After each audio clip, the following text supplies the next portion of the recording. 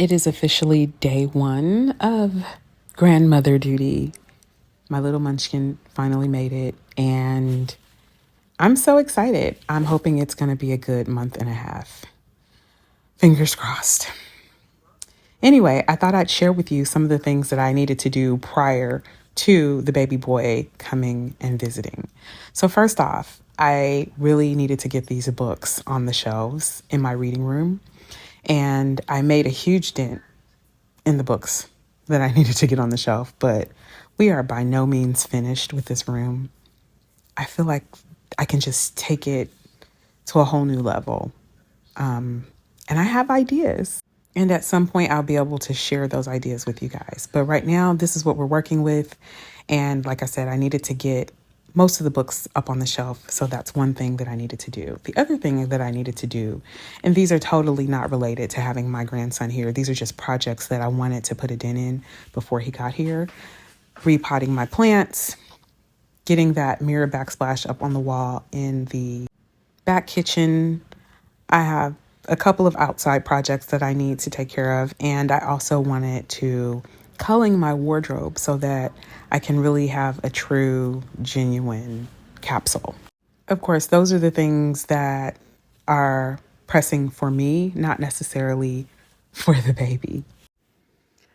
So just a brief bit of information about my plants. I did promise that I would do a plant video, and I still want to do one. One of the reasons why I haven't done it, though, is because my plants had been in such a disarray from the move that I didn't even want to tackle my plants.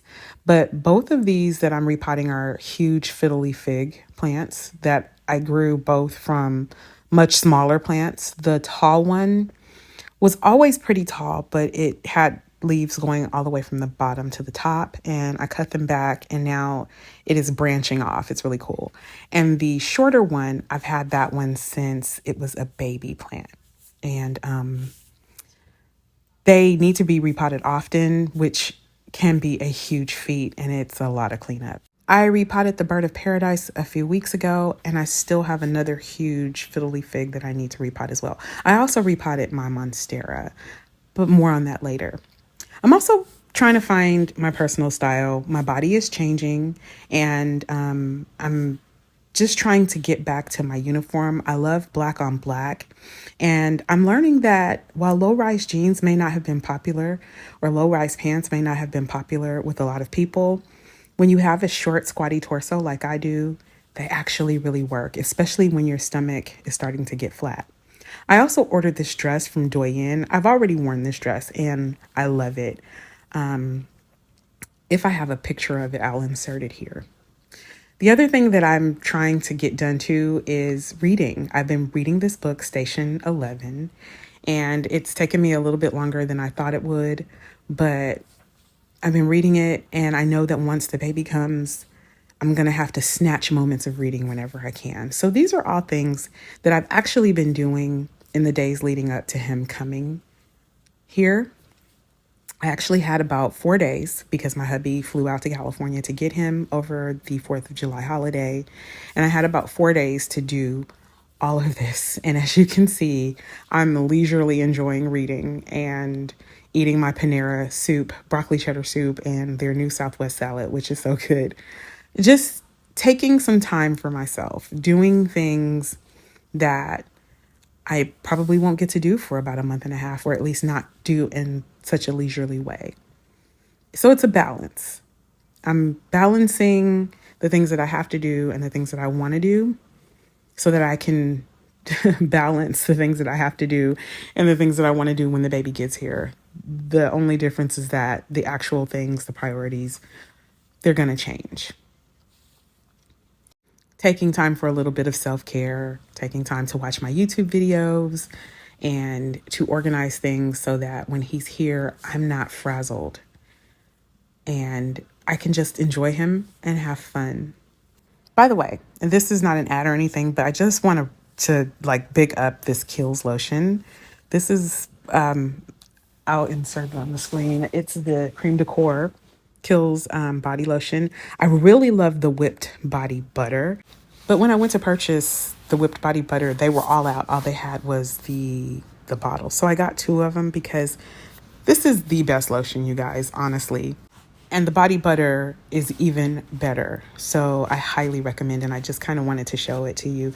I think that I'm going to eventually do a favorites video. So if you're interested in that, if you're not subscribed, go ahead and subscribe and give me a thumbs up, leave me a comment. Let me know if you're interested in that, because I will show you my favorite beauty products, clothes that I wear, all of that if you're interested. I also decided to buy one of those rolling carts so that I could take all of the makeup off of my counter in my bathroom and put it just on the cart. And then I could roll the cart wherever I needed to put it to do my makeup, because I typically like to put my makeup on in natural light. And sometimes that natural light is in my bathroom, and sometimes it's in the useful space, I'll call it. I won't say useless, in my bedroom. It's serving as my office right now, but that could change. Anyway, I decided to put the makeup, or mostly the makeup items, on a rolling cart because I have everything on my countertop, and I just really want the essentials on my countertop in the bathroom. I'm trying to get that clean aesthetic. Even though I might not be a minimalist, I still want things to look really clean. And sometimes it's kind of hard when you're trying to get ready or whatever, and you've spread all your products over your countertop and you can't find anything because it's all over the place. And when it's time to clean it up, things don't have anywhere to go. Now, I do need to do a huge clean out of beauty products and makeup products and all that. So this is much needed, but I think putting it on a cart just makes it 10 times better, because I can see all of the things. They're at my fingertips, and I can pull up a stool and sit in front of the window and do my makeup, as opposed to the vanity that I have in my bathroom, which is not facing a window at all. It's facing the mirror. And the drawer is very long, but very shallow. So I can't really hold all of the things. This was just a better idea all the way around. Now, I don't know if I'm going to stick with this. In my last house, I hung a lac shelf up in the bathroom on the wall, and I put my beauty products there, and that worked out really well. But I don't really have the wall space here. So a rolling cart makes more sense. I'll be honest though, I really wanted a bougie rolling cart. So I still might get one of those. I still might get one of those really fancy ones, just so it's like a piece of furniture. But this will do for now, because I never sit at that vanity, you guys. It's such a waste of space and so ill-conceived. And I can't wait till we change out the vanities in the bathroom, because I need more drawer space. I don't necessarily need a vanity that's facing away from the light in order to do my makeup. But this is such an improvement. And again, I'm so glad I got it done before the baby arrived. I did buy the baby some new bedding and a few outfits and a couple new toys. But one of the things that I got also was the new baby jail. And I'll talk more about that later. And I had to definitely get this thing up. It almost took me out, y'all. This was so hard to do, mainly because the instructions weren't very clear. They had no words. And even when I did get the thing up, I had to take some parts apart in order to get the soft overlay, I guess you would call it, onto the frame. It was a lot, but in the end, it was worth it. But it did put me behind schedule. I did this the day before the baby was supposed to arrive, and I got the frame up, but something was wrong and I couldn't figure it out. And so when I can't figure out things, I sleep on them. That is literally how I have figured out my whole life. I go to sleep and I wake up and I have a solution. So I slept on it, and then the next day it hit me what I needed to do, but it put me behind schedule 2 hours. So I was planning on going to the grocery store before the baby came, and I ended up actually having to go the day after he came, because I was going to go the day he came because they were flying in. It was a late flight. I figured I'd run to the grocery store. I figured I'd go to the area where the airport is, run to the grocery store, or not run, but go to the grocery store, take my time and get the things that we needed, and then pick them up from the airport. The airplane also ended up landing 30 minutes early too. So I was behind schedule, and I decided to just go to the grocery store the next day, which actually worked out kind of perfectly. But this baby play yard, wow. I feel very accomplished. Like, getting this thing up was the highlight of my day. So this is our first official morning. Getting up early before the baby gets up, that's the plan, right? To get up, be able to do a full skincare routine, maybe move my body, maybe get some reading in, maybe get some journaling in, and meditation, prayer, all of the good things before he wakes up. And so far, so good. I am actually able to do a full routine. He's knocked out. I know that it's too early to gauge how this is going to go because he is still on the West Coast time. We're on the East Coast now. And he did also travel all day yesterday. So it's going to be a little difficult to tell how things are going to go in the future. But we're starting off. I will say that I'm already exhausted, though. I did not get much sleep while my husband was gone because we are two people who actually like to sleep together. And I know there are people who have separate bedrooms and all that with their significant other, and you have to do what works for you. But for us, because so much of the time of our marriage, we were forced to be apart because of the military and traveling for work. We really do cherish our time when we can sleep together. So I miss him when he's not here. Anyway, play me the tiniest violin. I know I'm not complaining by any stretch of the imagination, but I'm just letting you know that's why I'm tired. And now I have a baby in the house again, so I'm on high alert.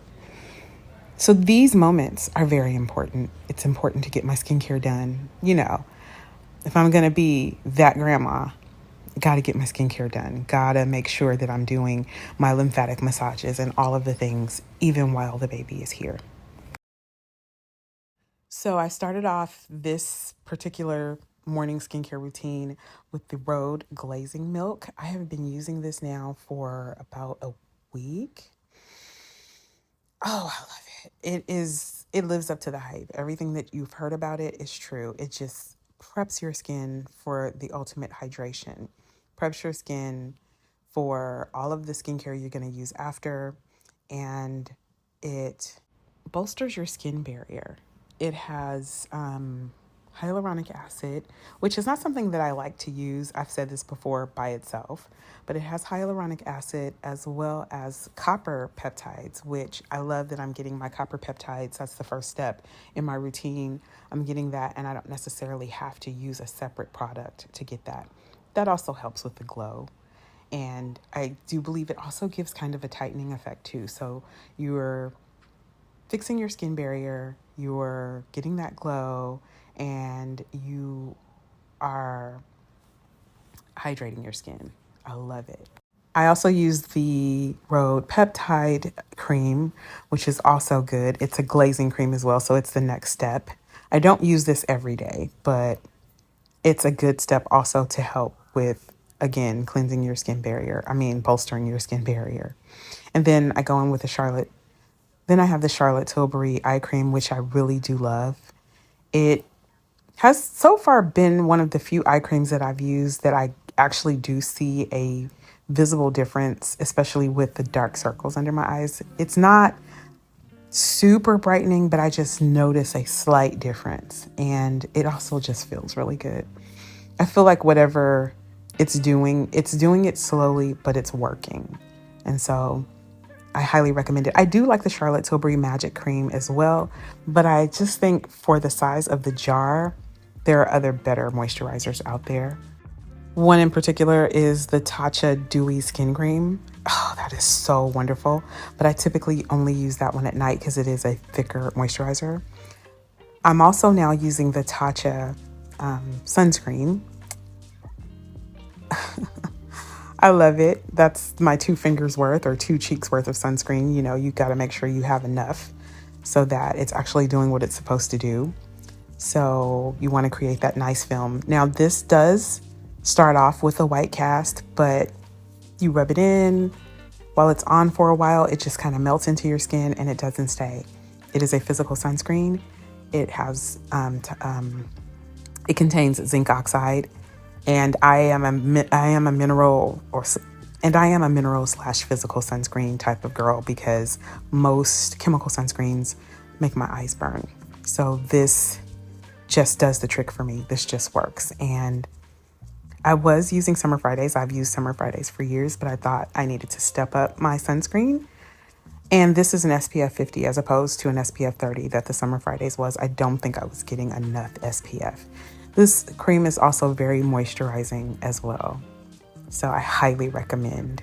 And I recommend the Dewy Skin Cream for nighttime, especially, again, if your skin barrier is compromised. It is so thick and rich, and it's lightly scented.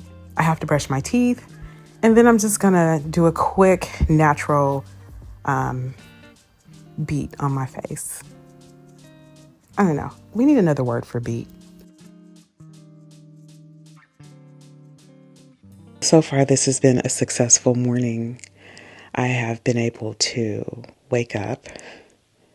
I've been able to do my skincare routine and my minimal makeup, my minimal grandmommy makeup.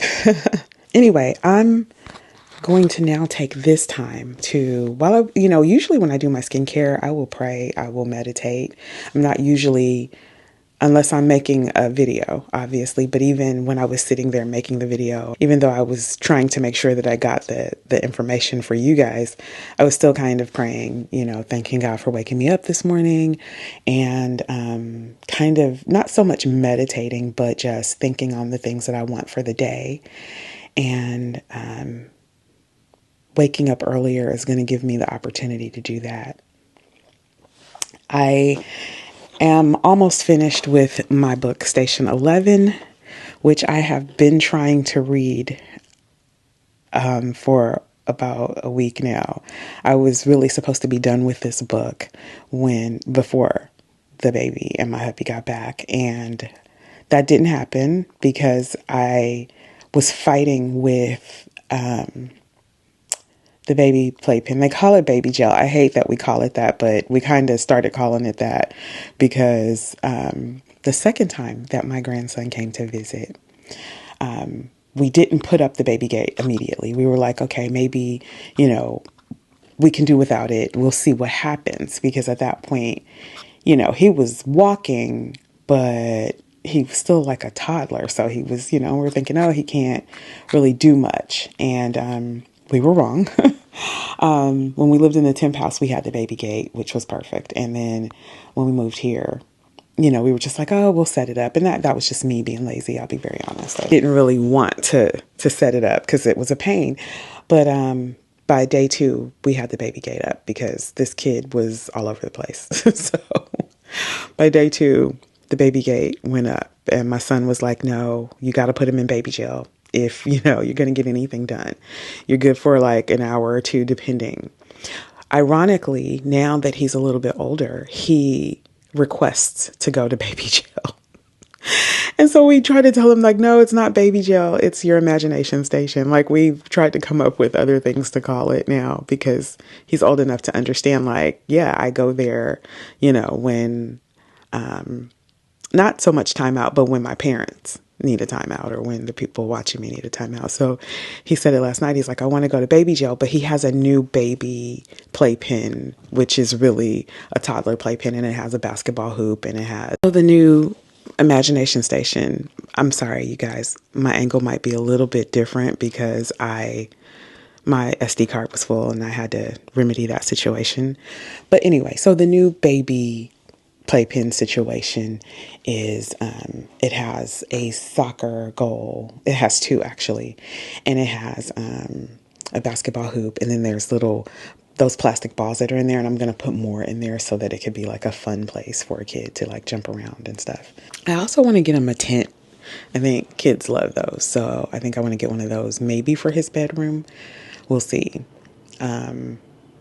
Or maybe it can be a portable one that we can kind of move around the house, because like when we're in the movie room and maybe we're watching a movie, maybe he could be like in his little tent and he can be doing activities or whatever. I don't know.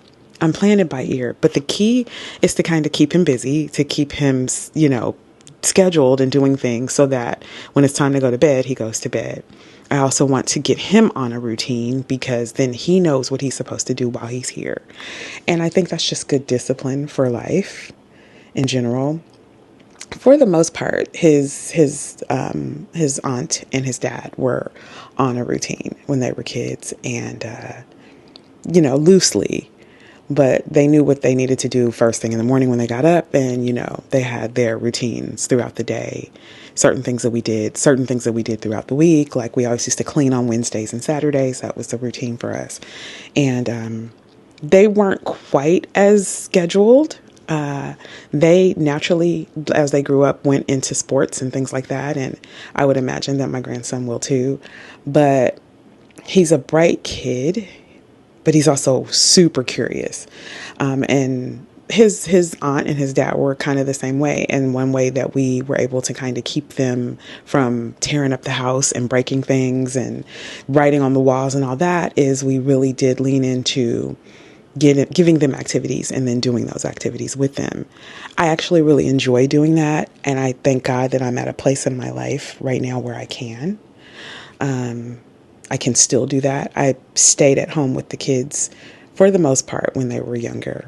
And now I have the privilege to do that with my grandson. And so I, again, I'm excited that I can do it. And, I'm part of his village. That's the way I see it. I'm going to do my part as one of the members of the village. It's scary, though, when it's someone else's kid. It's my son's kid. And one of the things that my son and I pretty much have always agreed on, if we don't agree on other things, is how he raises his son and how we help him raise his son. And one of the biggest things that my son and I do agree on is how we raise the baby. And, we're not 100% obviously, but we don't typically have issues with the things that he doesn't have issues with the things that we do, the things that we teach the baby, where we take him.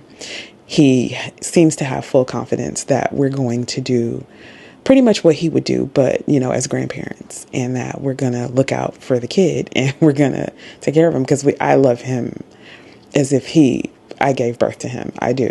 I don't just get up in the morning and do my skincare routine and, brush my teeth and do all that and try to take some quiet time before they wake up. For me, I don't just do it for me.